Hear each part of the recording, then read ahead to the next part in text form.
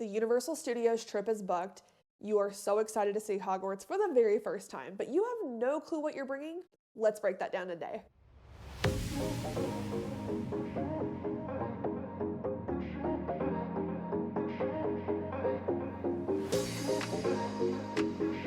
All right, so there is one big thing to note about going to Universal Studios. Universal Studios is a huge, very awesome theme park with itty bitty tiny lockers, very tiny lockers. So let's break down exactly what can fit inside of those lockers. Usually not much. If you are the type to want to bring a backpack to the park, you are going to be paying for a locker. Locker prices, I believe, and if I'm wrong, we will put a price right here, but I believe they're like $10 for the larger lockers. Again, price will go here if I'm wrong, but I believe they're about $10 for a large locker, and it would fit a decent sized backpack and a few other things.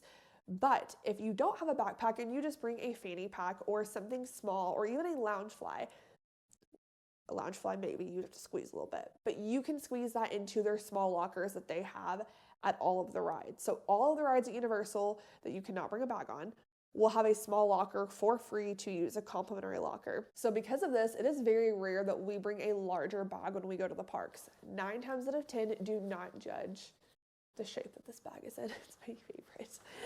This is the bag that I will use. He's very used and loved, but this is my fanny pack that I will use. I love it. It fits just the right amount of stuff. My phone fits in here. I can fit our GoPro in here with my wallet actually. So I really do just love this bag. This is the size I usually pack with us when we go on our park days. So what do I recommend that you bring in your fanny pack on your trip? First and foremost, I recommend sunscreen. Sunscreen is super duper important, and do not tell me that you do not need sunscreen, because you need sunscreen. Just do yourself and your friends and family a favor and put the daggone sunscreen on.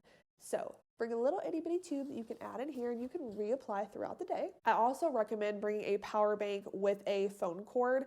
So unlike other theme parks that are close by Universal, you are not on your phone as much. If you have the express passes at Universal, you are just showing a card instead of checking in on your phone, which is super duper nice. However, you will probably still get on your phone to check ride times. You will play on your phone while you're in line and use it for other things like photos and videos. So you will just want to have something to charge your phone. So we highly recommend a power brick. We actually have one that is solar powered that we use a lot, especially when we have a backpack, because it's easy to clip on the top and just let sit there. It's a little harder to use that one when we're at the parks with our small bags, because there's not really much of a place to clip it, but we will link it below with, we have an Amazon list that'll show you the different stuff that we use when we are at the park, so you can check it out. There's a few different ones that we recommend. They do have fuel rods at the park, and they have a lot of locations for them. However, one thing to note about fuel rods is when you purchase the initial fuel rod and you are using that one, when you return that fuel rod and get your new one that is charged, it does cost every time. Just in case you didn't know, a lot of people thought that they just return it and they get a free one again, but I believe, again, don't quote me, but I believe it's like $2.99 is how much it costs, or $2, but you're still paying $2 every single time. When you're using that to charge your phone that you're on all day, you might end up with 2 to 3 fuel rods a day. So it's just a lot easier to have your own. So that's why we recommend bringing your own power brick. So as I recommend with any theme park, I always recommend to bring a water bottle. However, because of the space of the lockers with Universal, sometimes it varies on which water bottle I'll bring. I like to bring these collapsible water bottles that we get. We got them off of Amazon. Actually, I think they came in a 2 or 4 pack. But it expands to be about this big, and then actually you can get once you finish the water in it, it collapses down to be about this small. And they come with little carabiner clips. I think they're silicone. So they don't keep your water cold, but they're the perfect size to fill up, get a drink real quick, smash it down to put it in a locker when you're getting ready to get on a ride. It is very handy, very easy. That's why we love those. But with that, I personally have POTS, so I get overheated very easily and dehydrated very easily.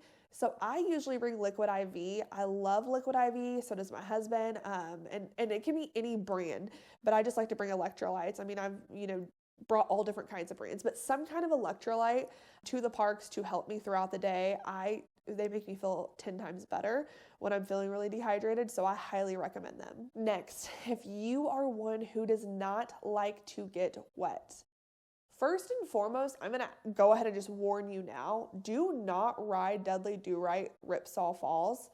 Also, if you hear snoring, my dog is down here asleep.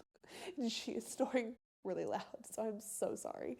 Anyway, do not ride Dudley Do-Right Ripsaw Falls if you do not like to get wet. This ride, it promises you when you're in line that you're going to get wet, and it is not kidding. I have never gotten that soaked on a water ride. It was insane. They have a couple different water rides there, but that one just, I was done for. I was done. Anyway, with that being said, it also rains a lot in Florida if you've never been before, so a poncho is a must if you don't like being wet. I don't know if it'll help you with the rain or that, either way, but a poncho. We usually get the ones from the Dollar Tree, just a small little poncho. We throw it in the bag. We don't always use them. Sometimes we just try to get out of the rain, or sometimes we just embrace the rain. If it's been raining for so long, we just give up. But a poncho is one if you do not like to be wet. The last couple things. One, this is also an optional item, but we like to bring a handheld fan, some kind of small collapsible handheld fan. If you're bringing this size bag, I don't recommend the neck fan if you're going to want to take it off and put it up. We have had the collapsible ones before and they fit okay, but it starts to be very bulky in the bag if you want to put anything else in there. But a handheld fan is perfect. We love those because it's just easy to pop in and out of your bag. It's very small, compact, but I get hot easily. So I just like to use my fan a lot when we're in line. I have kids. My 7-year-old loves to use the fan too, so I do recommend a fan. Last but not least, no one likes you when you're hangry. So we usually pack some kind of snack, whether it's a protein bar, some Slim Jims, crackers, something, a Nutri-Grain bar, something in our bag, just a little snack, a little pick-me-up for us for when we're in those long lines, when we're in between meals and the kids are hungry. By all means, go get your park food. We love theme park food. We don't deprive our family of that. We eat lots of theme park food, but there are going to be times you are caught in that hour-long line and you are wishing that you had a protein bar. Just saying. It has happened way more times than I would like to count. Way more many. There have been way too many meltdowns that could have been averted if I had an extra protein bar, so therefore, we bring the protein bars. All right, so we have covered what to bring in your park bag to Universal. So now let's talk about your luggage. We usually fly Southwest. It's who we love flying. So a Southwest, because you get 2 bags per person, we usually bring 1 bag that we fill up with snacks, because at the end of our trip, the snacks are gone, and then we have that entire suitcase to add all of our stuff to. Our new toys we got, our new popcorn buckets, more snacks that we want to bring home. We collect snacks a lot, it seems. But all the things we want to bring home, all the merchandise we bought, the t-shirts, the cups, the mugs, all the things. So all of that goes in that luggage that is now empty to come home. So we don't have to try to carry all of that on the plane or figure out how to get it in our bags or make things fit. With that being said, here are a few more items that we would recommend that you might not have thought about. We recommend a first aid kit, just a small one, especially if you're bringing kiddos, one with Band-Aids, some Tylenol, some ibuprofen, things you might not have thought that you needed that you do.